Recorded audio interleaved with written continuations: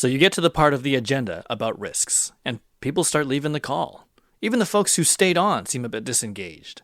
You get a private message from your colleague saying that people think risks are a bit of a downer. I mean, it's still early in the project, and people want to keep feeling optimistic until there's a reason not to. Maybe they're right. You've even had moments yourself where every risk in your risk log is an insult to your abilities as a project manager. Some days, you don't want to talk about risk either. Why is it so hard to have conversations about risk? If you've struggled to get your teams and stakeholders comfortable talking about project risks, then keep listening. We're going to be sharing some insider tips on how to create a culture of risk management that builds confidence, strengthens project communication, and facilitates smart decision-making so that everyone plays a part in navigating the project to success. Thanks for tuning in. My name is Galen Lowe with the Digital Project Manager. We are a community of digital professionals on a mission to help each other get skilled, get confident, and get connected so that we can lead our projects with purpose and impact. If you want to hear more about that, head over to thedigitalprojectmanager.com. Hey everyone, thanks for hanging out with us on the DPM podcast. Today we're going to be diving into a fundamental area that is not only feared by DPMs, but also misunderstood by a large number of digital teams. Yes, that's right. We're talking about risk. It's one of the most difficult and most neglected areas of project management, and yet managing it is arguably the most proactive and transferable tool you have available to you. So how can we acknowledge risk, embrace it, and maybe even get our teams to enjoy talking about it? To start tackling this topic, I've got a very special guest with me today. Not only does she have a master's in statistics and over 18 years of experience in technical project management in the public sector industry, she is also a former president of the PMI Sacramento Valley chapter, as well as a respected teacher and mentor focusing on procurement management and risk management. Outside of project management, she loves to cook, read books, throw parties, and work out. Folks, please welcome Shashwati Roy. Hello, Shash. Hello, everyone. Really looking forward to this session. It's great to have you here. You've got a wealth of knowledge, and like I mentioned, risk is just one of those areas that everyone can learn a little bit more about. But before we kind of dive into the topic, I just kind of wanted to see what's going on in your life. Like, what kind of things have been inspiring you lately? Okay, that's a very good question. A difficult question, Galen. Lockdown, no traveling. And that's why exploring into the areas of audiobooks, podcasts, etc. I am constantly reading because I'm constantly walking. No, I'm not going to the gym. So I think this really makes me very happy, listening to books, listening to podcasts, delivering podcasts, talking about project management, etc. So all that is inspiring me a lot. Good for you for A, keeping up with the walking and the exercise, and B, finding an opportunity to listen to audiobooks and listen to podcasts so that you can do both at the same time. I know a lot of our listeners, they would listen to the podcast on their commute to work. And when that wasn't happening, well, then maybe they'd listen to it while walking their dog. And when that wasn't happening, well, maybe just hopefully listening to it on their couch. But good on you for really taking up the mantle of keeping on with the fitness and also keeping up with the learning. I really love that. All right, so let's get into it. Let's talk about how to talk about risk in a relatable way. And I think the outcome we want to drive towards today is just getting our listeners comfortable enough to communicate effectively with stakeholders, sponsors, project team members, and leadership teams in a way that builds a culture of risk management so that everyone can play a part in managing risk proactively. But first, I wondered if maybe you could just tell us a bit about the professional version of you. How have you arrived where you are? How did you get into project management? How did I get into project manager? Well, it's been a very long journey pursuing PMP in 2005, and one of my colleagues just told me, hey, there's something called the Project Management Institute, Sacramento Valley chapter, so do you want to go there? But with pursuing PMP, I gave PMP because I knew I wanted to go into project management world, and money was very tight in those days. So What EDS HP did in those days was they said, we will pay for your exam fees. In those days, it was like $400 and the books. They said, we'll pay for it in case if you pass it on the first go. And since money was tight, I had that extra pressure that I had to pass it in first go. So I really worked on a model, passed it, and then became involved with the Sacramento Valley chapter in 2005. I hadn't yet started project management in my career world yet, because I was doing a lot of quality, and I come with a lot of, CMM level 3, level 4 certified, ISO certified. So I was doing a lot of work in the quality area. So, and I held positions in the PMI chapter, starting from the education branch, then doing marketing, strategy. So different roles I held, which helped me become a president from 2010 to 2013, because I had a very good idea about how the different branches worked. This was a real test of project management. I had to run a chapter, a board with voluntary members, but still be accountable.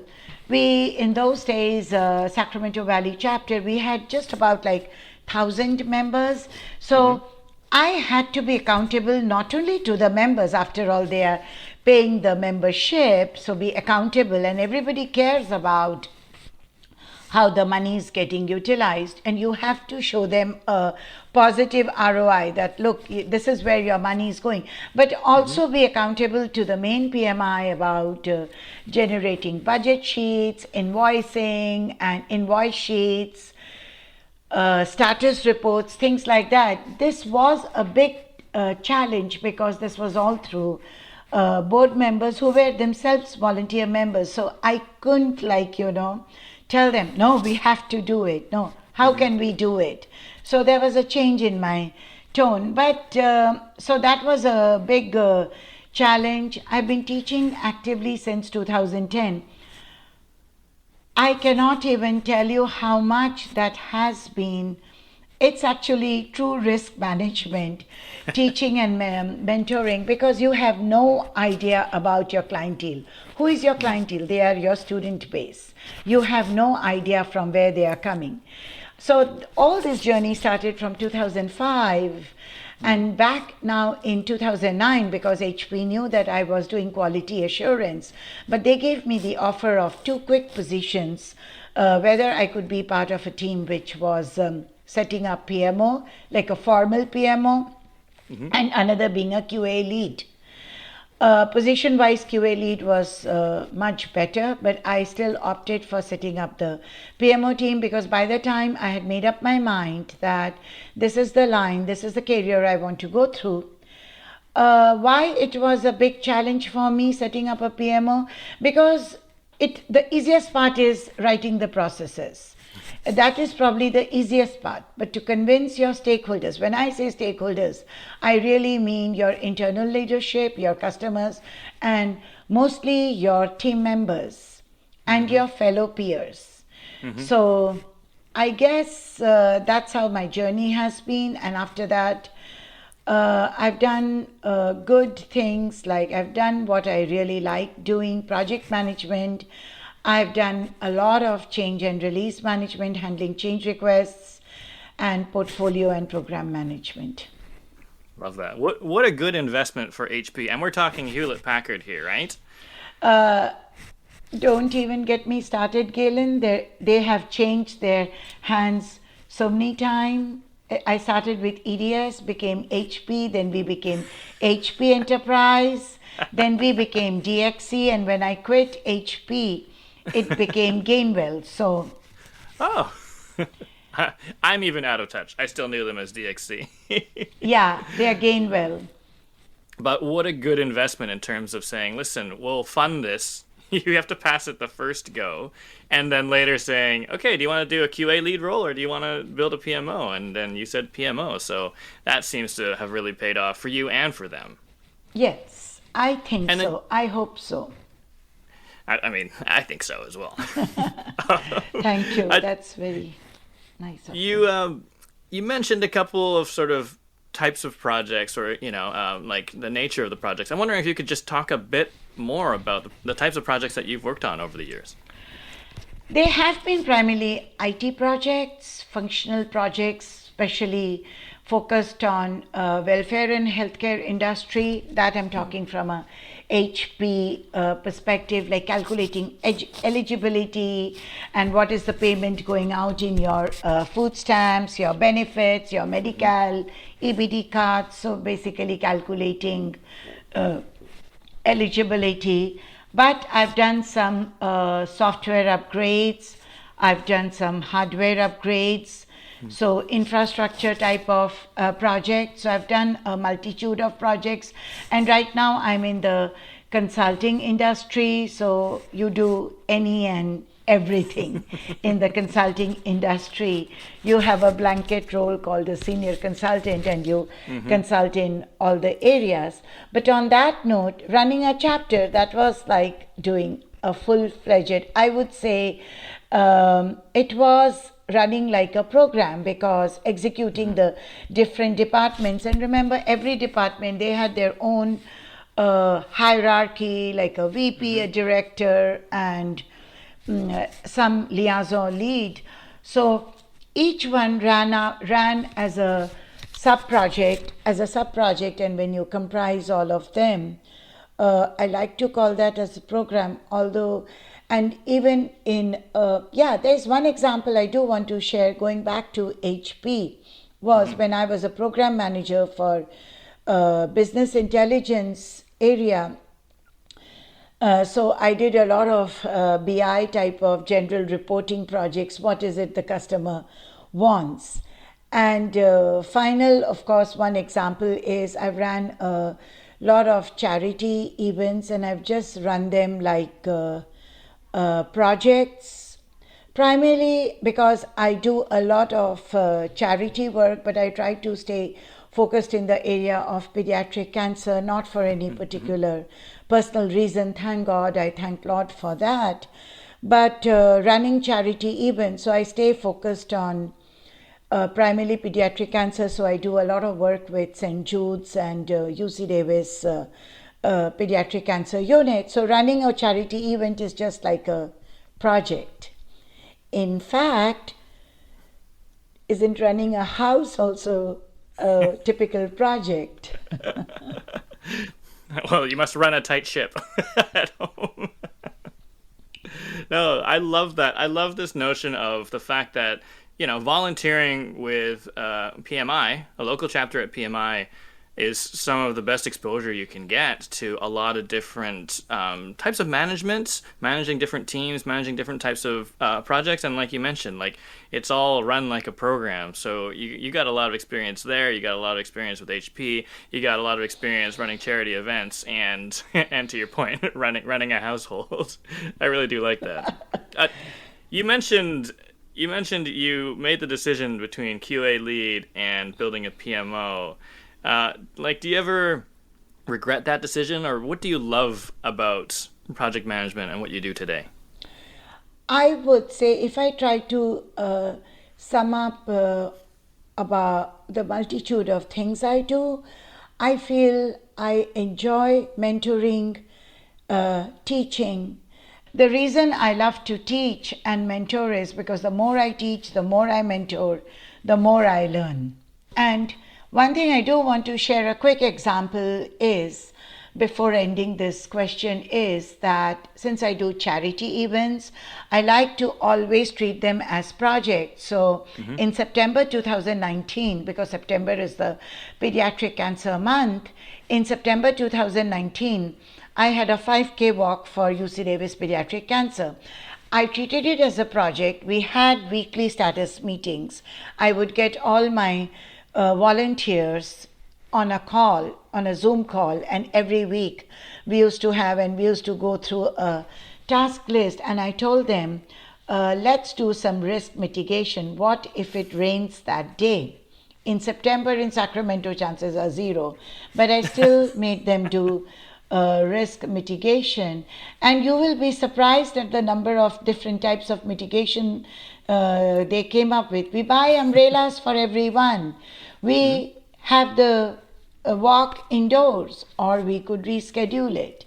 Incidentally, these volunteers were all high school students. So that's why, again, I come back to my initial sentence of mentoring, teaching. That's what I like the most. Passion, I would say. I love that. And actually, that's a really good segue with your risk example, because I think it's probably about time that we sort of give folks their bearings. So, really, just to level set for our listeners, let's just define risk. So, tell me, what does risk mean to you? What is your definition of risk? Risk is foreseeing a potential situation, a situation that will be encountered in future.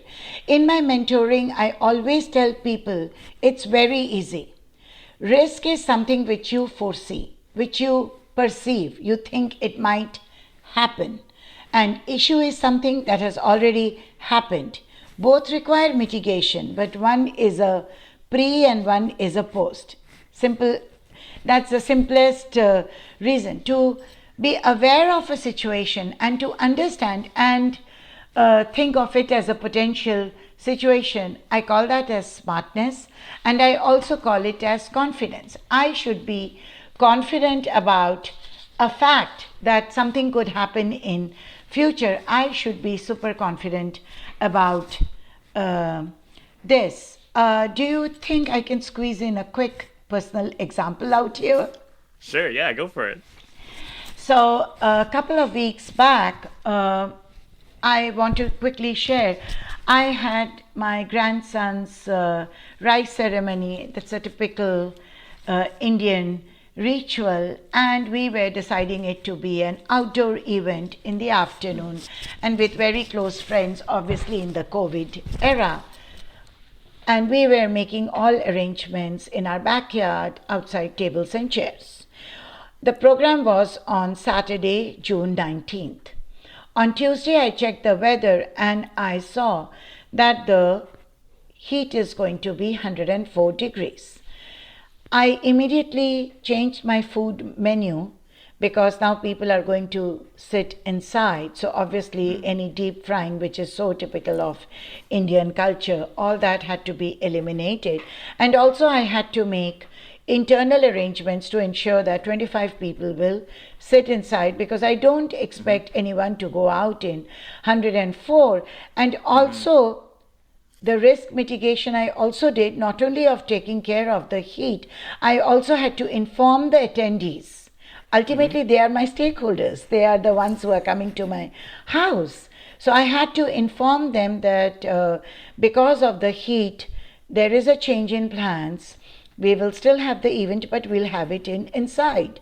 In case, people had, in the COVID era, you have to declare to people that you are going to have the event inside. And remember, in June, we were still, people were getting vaccinated and things were happening. So that, I would say, those were the mitigation steps I took, because I could foresee that it would be very hot, and the risk was people will fall ill if they have to sit outside. Yeah, It's a really procrastination. Yeah. There's one more thing I want to talk about risk quickly, is that to me, risk is more like a procrastination. You take it with not strangely, in today's world, or always it's happened, risk is always taken with a negative connotation. Having a risk is perceived as bad. It's your failure, but I always teach that the more you are aware of risk, the more confident you will be about managing risks, and you'll be more confident about your project. I hope I answered that question. Yeah, no, I think you really did. I actually know somebody who got fired because she was too vocal about talking about risks, and they said, you're rubbing people the wrong way. you're not a good fit. And she's like, I'm identifying risk. I actually had someone else who, in that same conversation, we were talking about how risk management is actually just being prepared, like the example you gave, right? It's just being prepared. And when it's framed that way, there's not a lot of people who don't want to be prepared. But you're right that identifying risks, managing risks is a negative, it has a negative connotation. People think of it as a negative thing. Like you mentioned, project managers think that if there are risks on their risk register, then they're doing something wrong. But that's not at all the case. It's just about being prepared. It's about being proactive. It's about foreseeing what might happen. I wonder if we could just dive into, like, what does one do, like, in a project? I know you treat everything like a project. I can tell. I know I'm getting hungry because you're talking about food. But yes, having a party, planning a marathon, running a project, in an IT space, an infrastructure project, all of these things, need risk management. So what do you do when you face risk? Like, what are the steps? Yes, so identify the risk. We always say in all project management books, in any webinars, you always say, first sentence is identify the risk. But how do you identify a risk? I always feel, and this is my motto, and this is what I tell people when I'm mentoring, is risk management and communication management go hand in hand. You should always involve, so then there is an inclusivity. So I feel, as a good project manager, I won't use the word successful because that has many connotations. I would say, as a smart project manager, you identify few risks and then you start communicating risks and you include your stakeholders and you communicate and you identify the risks. Great. Let's keep that on parking lot for a minute, the identify risk. But you go to any project management world, book, webinar, anything, identify risk is the first and foremost step. You will see identify risk. Then you communicate about the risk and you talk about different mitigation plans. And we'll be talking gradually about the forums, how you want to communicate and how to handle mitigation plans. You define owners and responsibilities for risk management. That way, remember, and you prioritize risks. I feel prioritizing risks, and this is something I've always used at HP, prioritizing risks along with the team and the customer, it is very, very important, and it's very good because the customer might feel, oh, this risk might be its topest priority, but I'm just going to talk from a coding world. And my lead developer says that, no, Shash, I think that will take like 200 hours of work and that will have a ramification on the schedule. But then you are able to communicate that this could take a long time. So I'm just going over the basic steps, identify the risk, then you start communicating about the risks, define owners and responsibilities of risk management. Remember, project manager is always the main owner of the risk log, but the individual, each risks, you could have different owners. You prioritize the risks, and after you prioritize the risks, that which should be the top priority, which should be the, can be done a little bit later, it is very important for us to be aware of what kind of impact it has. And you find out what kind of, does it have a low impact? Does it have a medium impact? Does it have a high impact? And one thing very important is discuss risk log in every status meeting. Every status meeting, you go through each and every risks. Many a times as a team, when I talk about communication management, that's what I'm saying. Many a times it happens that you implement with a known risk than being unknown to a risk. When we were buying a condo in Folsom, the condos were right next to the Folsom Dam, and our insurance company told us to take flood insurance, and it meant quite some money per month. And we did talk, me and my husband, we talked that should we go in for that? We must have, but I did put in my project management hat and I thought, okay, this could be a risk. One could foresee that there could be a potential danger. So we did take flood insurance. But we still bought the condo with a known risk. We still went ahead and bought the condo and we took a known risk, but we did have a back pocket risk mitigation plan. We had a risk insurance. Worst case scenario, dam broke, floods came in, our house got this thing. I still had a flood insurance to bear with it. So I would say what you do when you face risk is you do all these steps: identify risk, communicate risk, prioritize risk, find out its impact. Impact, it's very important. What does it mean to me? You have taken out a risk. Immediately, if I'm a customer, what does it mean to me? If I'm internal leadership, what does it mean to me? Does it mean I'll get paid later because your schedule becomes longer? Project manager directly is not impacted if the schedule gets elongated. He or she just has to manage for a longer time. But my leadership, the leadership, whichever organization one is working in, are directly impacted. What is it? That means that the payment milestone gets delayed. They don't like it. So I would say that is we do when we face risk. If you face risk, your first step is communicate.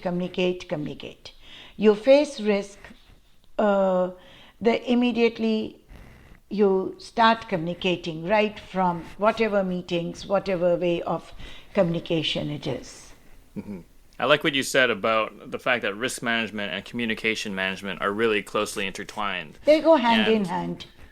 It's true, because, once you've identified it, you need to talk about it. But then what strikes me is that in all of those steps, you need to talk about it. And when you're assessing, when you're prioritizing, when you're assessing impact and severity, you get the vocabulary and the rationale for describing it to people. Like you said, if we do this, you might have a delayed payment milestone. If we do this, then, you might have your apartment damaged by flooding.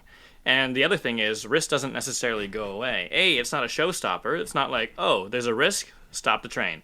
It's, okay, how can we proceed in an intelligent way? What's the smartest path forward? And like you said, with your apartment, the risk didn't go away. You had a mitigation strategy. So you know that if the dam breaks and there is flooding, well, you have insurance. It doesn't stop the flood. It just means that you will, still have a house after the repairs have been done, covered by an insurance policy. So I think that I like that example because it helps normalize risk, right? It makes it less scary, and it makes it something that's not necessarily a burden on the shoulders of a project manager. Yes, you have to plan for it, you have to manage it, but do you control whether or not the dam's going to give way? Not really. I really like that. I wonder if we could talk a little bit about how often we should be talking about risk, how often we should be identifying risks. I know we've got these steps, but some people read those textbooks and they're like, okay, I did it once, we're good. We did our risk management, let's keep going with the project. How often do you review and identify risks in a project?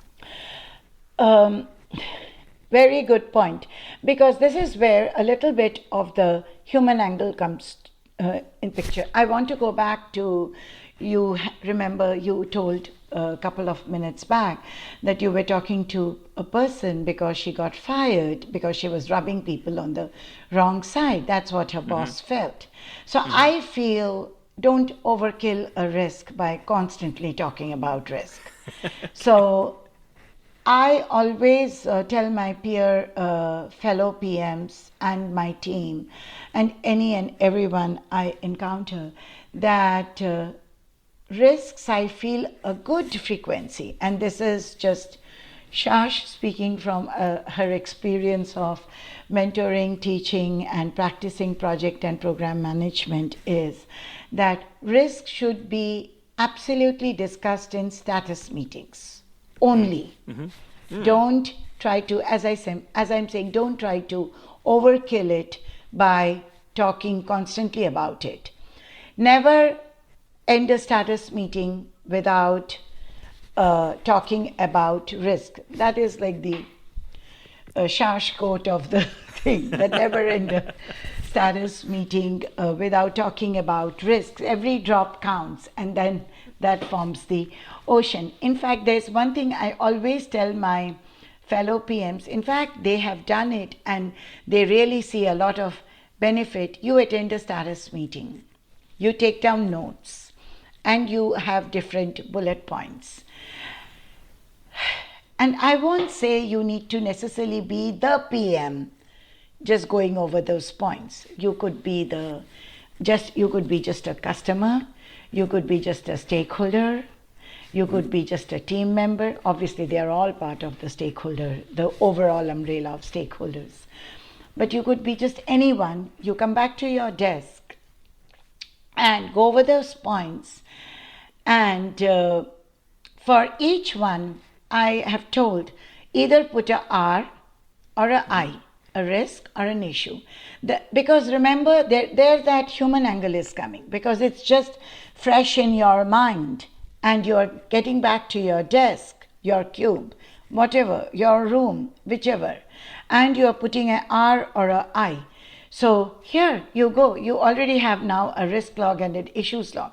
So when you go into your next meeting, when you come to that section of talking risks, you can say, okay, these are the areas of risks and issues we all identified in our last meeting. Guess what? You have included them, you have touched upon the human angle. At the same time, you are talking about the risks and issues. And the minute you have, and in the previous meeting, when you have identified them in your cube, when you are identifying them, you are naturally building confidence because you are thinking a little bit more about it. So you are already confident about what they are going to talk. One last thing I want to tell here is that there might be an area, and I have faced this so many times, is that the customer always says, oh, what do you think about this? And then, what do you think about this? Don't you think it should be a risk? I always encourage people, yes, you are the project manager and you should own that risk, but always have that inclusivity team angle, and you can always say, I'm going to get back to you on this after discussing with my team. Mm-hmm. I really like that. And actually, that might be a really good segue into the juicy stuff. And so I really wanted to center this conversation around, like, exactly that, communicating about risk, talking about risk. But it's a tough thing for a lot of people. And I wonder, in your opinion, why is it so hard for people to talk about risk? Because I feel and I used to be one of those project managers. I used to always feel that risk is something which me as a project manager, I'm the one who owns. I will own a project manager, but over the years I learned I might own the whole. So let me go a little bit one step back. There is a risk, and then there is a risk log. What is a risk log? Risk log is a combination of all risks. Risk log, a project manager must own. But risks could be multiple people in your team, your different stakeholders. Everybody owns. Then it becomes a team sport. There is that you're including everyone, and everyone is owning a risk. But you as a team are acknowledging the risk mitigation. You as a team are solving it. So here you are killing two birds with one stone, because you are not only challenging your team member, you are empowering your team member or you're empowering a stakeholder to take onus, to take responsibility of the risk. So I feel that risk log should be owned by the project manager, although risk overall is a team sport. So risk owners should be different people. You mentioned that earlier in your career, risk was tough for you, and we talked earlier about sort of the negative connotation and sort of feeling like risk, not just the risk log, but project risk is like your responsibility and your responsibility alone. Like, how did that feel, and what kind of got you out of that mindset? Because, as I said earlier, Galen, that risk is always looked with a negative connotation. There is such a fear around risk. But earlier, and it's time people started changing that outlook. Because people need to. So what I tell people is that you need to, project managers, when I say people, I really mean other project managers and even team members, you need to start separating the personal aspect from risk. Project manager feels his or her own failure if a risk is identified.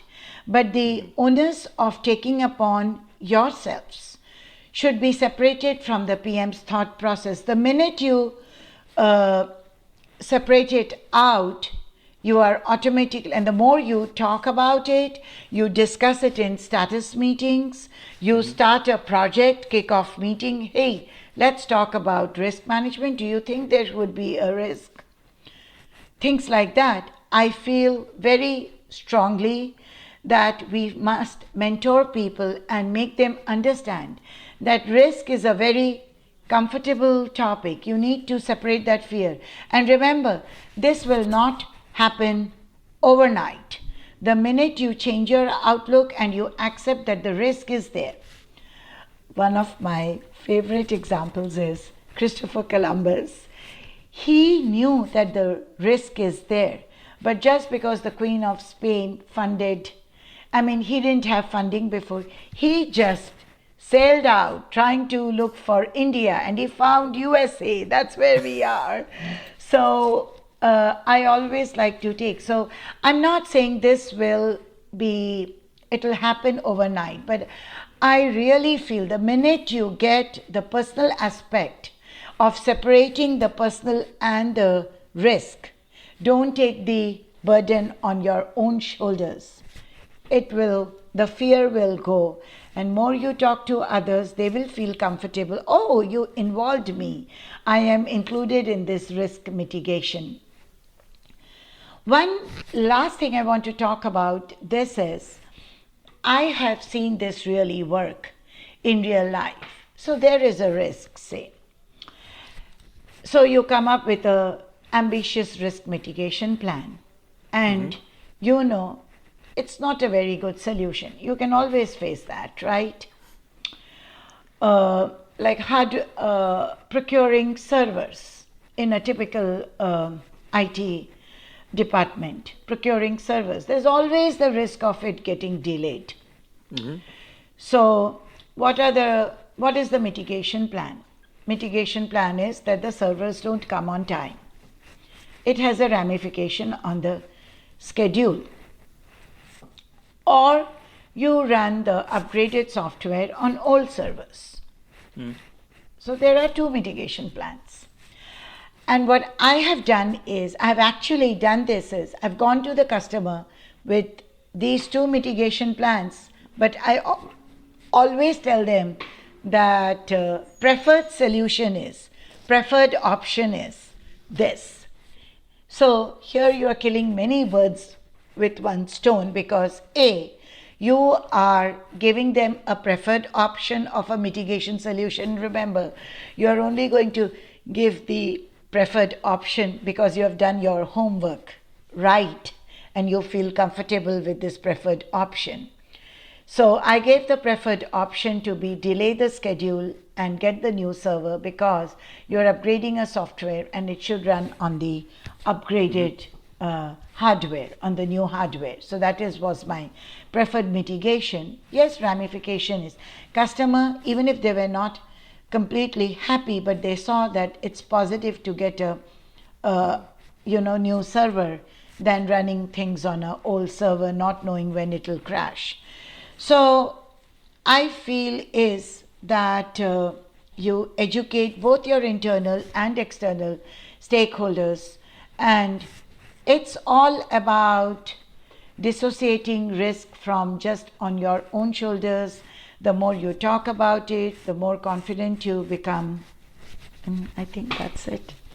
I like that approach, and I like what you said about, just drops in an ocean, but every drop is building confidence about risk. And, you mentioned about, at the beginning of a project, people are, they're optimistic, they don't want to talk about risk. You come in and you start talking about risk day one, and then you educate slowly. But what about those stakeholders or team members who still, like later on in the project, for all you're trying, still just don't want to talk about risk, don't want to talk about risk management?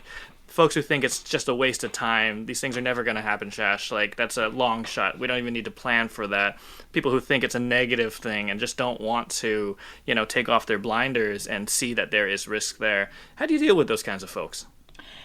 I have faced it quite a bit, and that's why I'll go back to probably two questions back, that never overkill, as you said, not to rub people on the wrong side about risks. The minute you include risks as a section in your status meetings or whatever you call them, you can call them as check-in meetings or status meetings or whatever, bi-weekly touch point meetings, whatever you call them.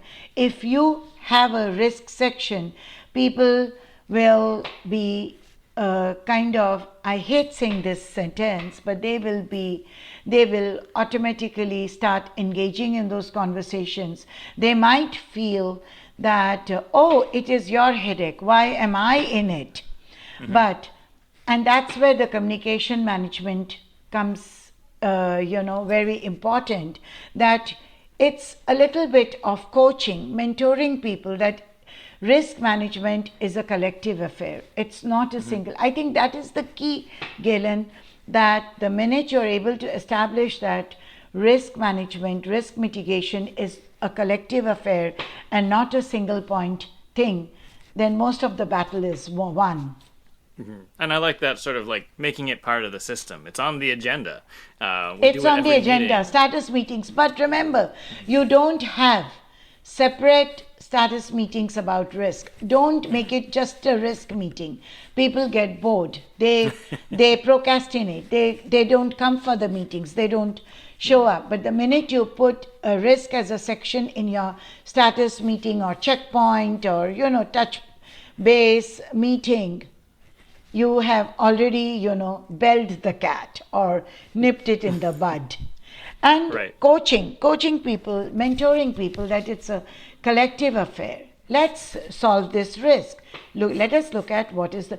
So I feel, going back to your example of why that lady got fired because she rubbed it on the wrong side, and I have no right to comment on what she did. So I'm not going to comment on it, but I would like to leverage on that example.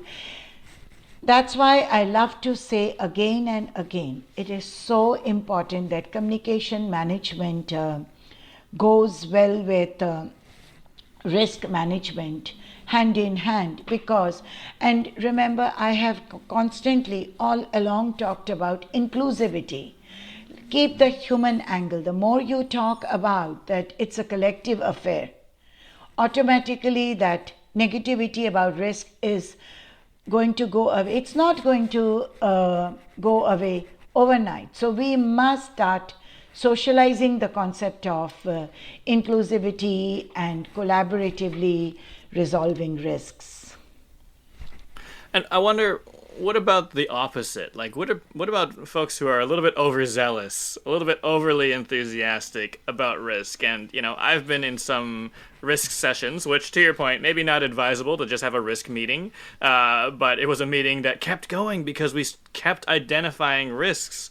Like, what risks are too big or too small to log and plan for? How do you avoid spending days identifying and cataloging and creating mitigation strategies for risks?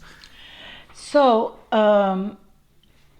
I feel no risk is too big and no risk is too small. I feel if there is a risk, you should log it. But you should always have a column like status. So a status could have accept risk. Flood might happen. The dam might break. That's an accepted risk. I accept it, that this might happen. And another effective thing I've seen is if I know that the status of the risk is a accepted risk, it's a known risk, but I don't belabor on it again and again in a risk meeting, you automatically are establishing an atmosphere of positivity. Galen, I sometimes feel that it's probably sounding all very, in theory, in the typical, typical Zen phase, it's the best thing what Shash is talking. But trust me, I've seen this over 10 years of practice or 15 years of actual project management practice that if you don't keep belaboring upon accepted risks, and that's why risk priority is important. So you as a project manager, you can become a little bit smarter. Not that one doesn't doubt on smartness of project managers. I just feel all project managers are smart. It's just that they don't get the enough value. And then that's a separate conversation. We could separately talk about it. So I feel the minute you prioritize risks, people know that these are the top points I need to see. Those are accepted risks, I don't need to touch upon them. Then it's automatically a contained conversation, positive atmosphere set up, inclusivity, collaboration, all that, all those things working. And I really like that approach, that prioritization isn't necessarily just about categorizing risks and being done with it, but it's also the way you have a conversation about it. So you could deprioritize some of these risks. You're not always hounding people about it. It's not something you talk about all the time. No. It's logged. We know it's there. We can still plan for it. But it's the high priority risks. And so instead of having this wall of risks, hundreds of items in the you risk don't register, need to. the risk log. Okay, we all are facing a major risk right now. Galen, this is my quiz time to you. My question time to you. What do you think is a risk which we all are facing right now? I think risk of the vaccination not being as effective as we thought. Pandemic will never end, probably. Mm-hmm. Mitigation strategy, Shash? Vaccination, right? Or I would say building herd immunity, right? No, I don't have there are such top Dr. Fauci and CDC and WHO and all those can't come up with a good mitigation strategy.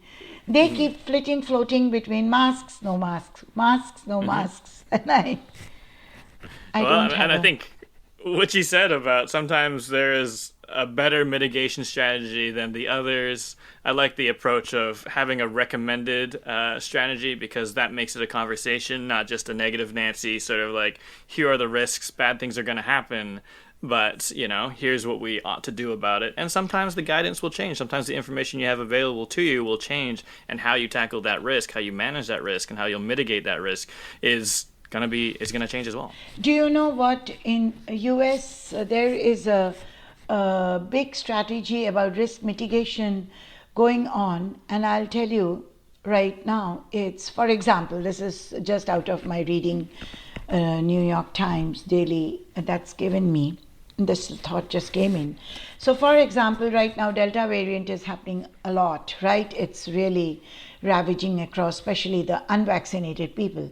But the CDC director like yesterday, she said, Dr. Walensky, that we are talking about how do we deal with that lambda variant. That's risk mitigation. They're already thinking about risk mitigation about the lambda variant, because delta variant is the issue now. It's no longer a risk.